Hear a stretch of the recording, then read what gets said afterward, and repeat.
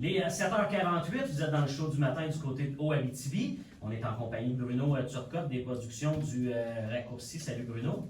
Salut Jonathan! Lève un petit peu ton micro, s'il te plaît, Oui. un petit peu plus centré sur ta bouche. Tu m'as l'air particulièrement, dangereusement en forme le matin. C'est Écoute, cool. ça fait quelques semaines qu'on se voit tout le temps, une fois par semaine. Et là, un matin, je sais pas là, ce que tu as fait, là, Ah non, mais j'ai tu as rien l'air en feu.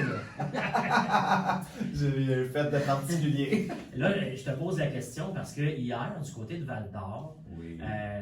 ça a pété, on va le dire comme ça. Il y a eu de la pluie, il y a eu du tonnerre, des éclairs. Et moi, je pensais à vous autres parce que vous étiez en représentation. Parle-moi quel impact que ça a eu, puis comment vous avez dû dealer avec ça, parce que c'est dehors votre affaire dans la majorité du temps. Comment ça a été hier? Oui. Ben écoute, moi, les gens m'appellent le jour pour savoir si le spectacle va avoir lieu. Oui. Et nous, c'est beau temps, mauvais temps. Hein? C'est ça le Vous êtes concept prêts pour ça? du spectacle. Ouais. Donc, on a été chanceux parce qu'on a pu jouer presque 2 heures du spectacle à l'extérieur. OK. Et nous, on arrive toujours à un point près de l'église Saint-Sauveur. Ouais. Là, on n'a pas pu jouer nos scènes en avant de l'église. On est rentré direct dans l'église. Ça nous permet de s'installer. Le public est content d'être à l'intérieur. Et nous, on a déployé un spectacle de plan B. Ouais, c'est ça. Vous En êtes cas prêts de pour pluie. ça. Ben On oui. est prêts pour ça. Ouais. Fait qu'on- On est capable de jouer à peu près 95% du spectacle en cas de pluie aux spectateurs qui viennent, évidemment. Fait que, tout le monde est resté jusqu'à la fin. Ils ont eu la chance d'entendre nos belles histoires. Donc, effectivement, l'église Saint-Sauveur-des-Mines est là pour nous sauver. C'est sûr. Donc là, on est sur la fin. Tu me corriges si je me trompe, il reste ce soir et demain. Yes! Comment ça va? C'est éprouvant, pareil, hein? C'est demandant pour ta gang. Comment tu analyserais, avant qu'on tombe dans notre sujet du jour, comment tu analyserais justement votre parcours depuis le 9 juillet de mémoire que c'est commencé? Comment ça se passe avec la gang? Bien, écoute, nous, on offre vraiment une expérience professionnelle à des amateurs pour la plupart. Hein? Donc, c'est vraiment de vivre un cycle complet de représentation de 12 spectacles. Fait qu'ils ont vraiment le temps de plonger dans une expérience professionnelle. Fait on dit toujours là, que la première semaine, c'est la nouvelle semaine. On apprend à On manipuler sera, le même si on s'est spectacle. rodé, on sera avec du public. Oui, on sera avec du public, on apprend à gérer nos personnages aussi, puis à bien les camper. Ensuite, en deuxième semaine, là, de temps en temps, on sent la fatigue un peu plus. Mais là, on est comme sur le mode, OK, je maîtrise le spectacle. Puis la troisième, bien là, on sent déjà que ça s'en vient sur la fin. Donc là, il y a une excitation, il y a une énergie supplémentaire qui survient. Et je vous dirais que la troupe est super positive, parce que sachant déjà que ça va se terminer, bien là, ils profitent de chaque instant. Fait que c'est vraiment, chaque semaine a sa nature, a sa couleur.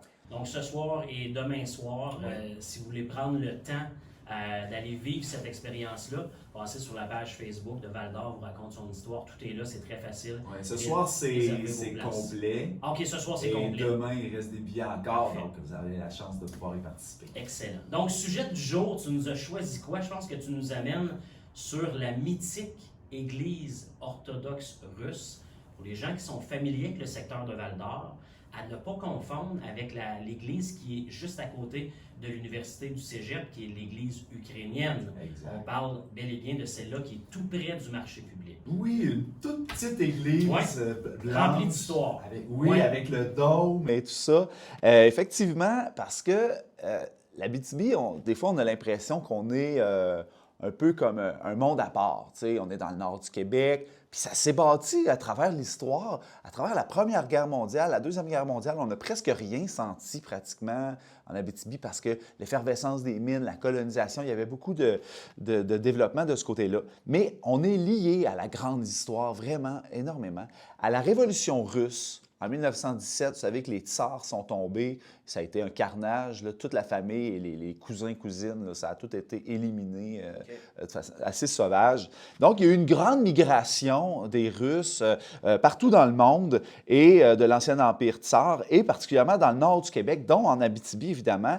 Les gens étaient attirés, évidemment, par les mines, parce qu'en Russie aussi, il y a beaucoup de mines. Donc, en 1954, la petite église orthodoxe blanche près du marché public fut construite à Val-d'Or et dédiée à Saint-Nicolas. Bon, je ne vous ferai pas une histoire de la religion, là, parce que je ne l'aurais probablement pas du tout. Mais je vais vous parler du bâtiment et de qui l'a construit. Donc, les plans ont été dessinés par M. Théodore Columzine. Columzine qui était fils de baron, d'une baronne et époux d'une princesse. Hein? Ben oui, ben lui était né en 1906, donc son père et son oncle ont été assassinés lors de la Révolution russe. Puis il a fui la Russie en 1922, s'est rendu en Tchécoslovaquie, a étudié à Paris ensuite en géologie.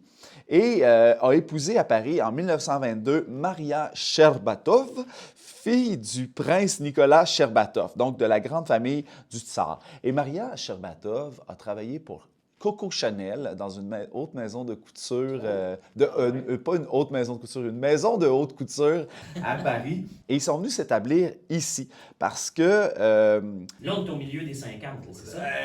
Début 20, parce que, ben oui, parce qu'au début, là, 1920... Avant l'Église, là. Oui, c'est ça.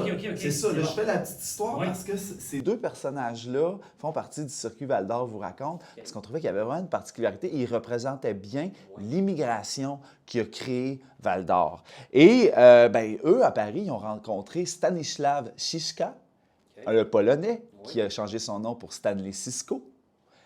Hein, de la mine Cisco. Et là, tout est dans tout.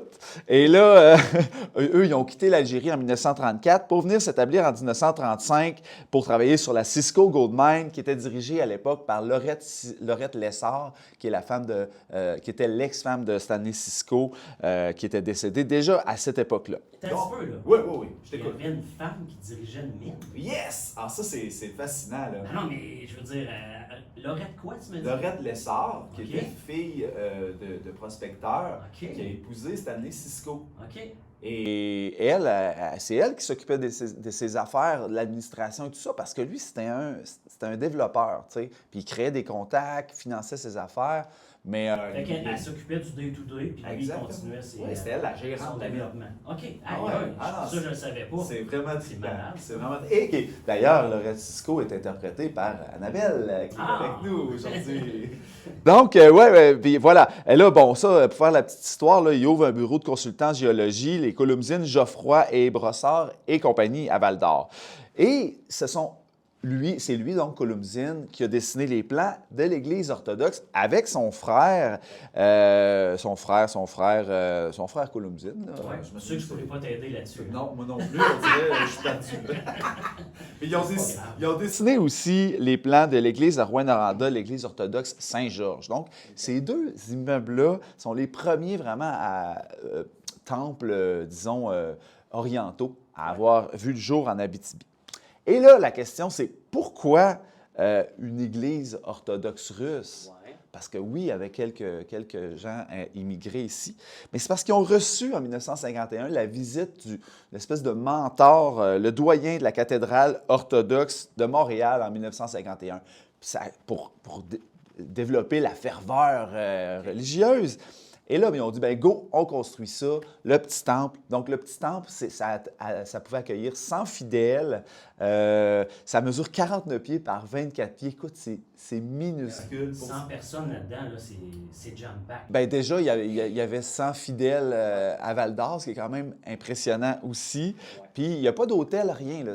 Malheureusement, on ne peut pas la visiter aujourd'hui. Et le dôme aurait été normalement supposé de briller en or. Et là, c'est une tôle à plus argentée qu'on voit aujourd'hui, mais à l'origine, c'était en or. Bien là, peinturé en or.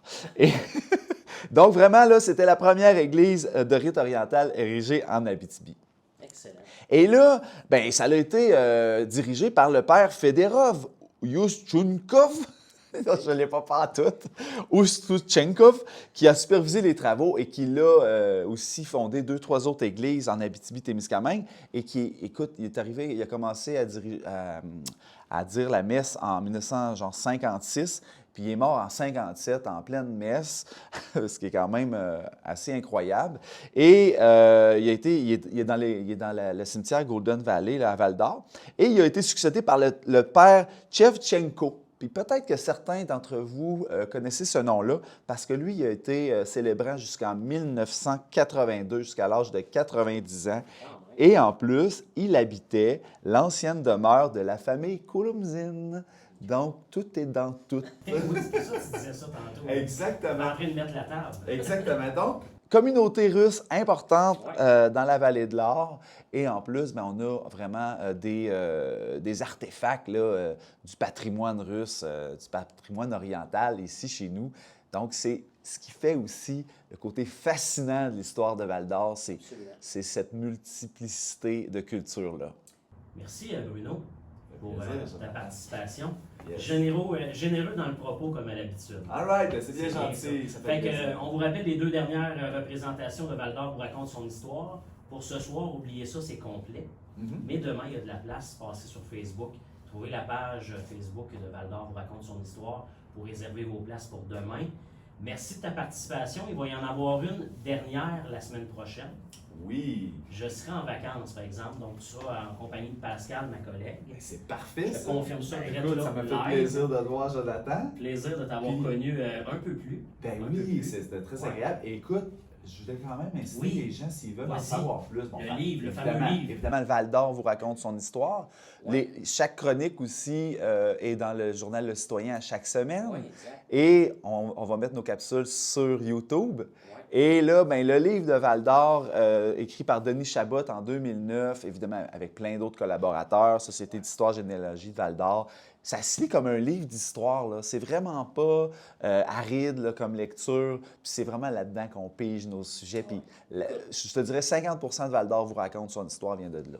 C'est juste que si tu vas dans le sud avec ce livre-là, ça se peut que tu reviennes la face blanche parce que tu sais, il est quand même gros. Ou les Quand cuisses tu- blanches. Ou les cuisses blanches. Ou avec des gros bras parce que non, je fais des blagues. Mais c'est vrai, c'est une bonne brique. Oui. C'est pas nécessairement peut-être un livre que tu vas lire comme un roman, Non, mais pas tu le nécessairement. consultes, tu vas Exact. regarder les chapitres, qu'est-ce qui t'intéresse. Mais c'est effectivement une Bible remplie d'informations sur l'histoire de la ville de Val-d'Or. Merci encore, Bruno, d'être passé chez nous comme ça durant l'été. C'est très intéressant de t'entendre. Ça fait Et plaisir. salutations à toute ton équipe. Merci. Il est 8 h, vous êtes dans le show du matin à Haut, Abitibi.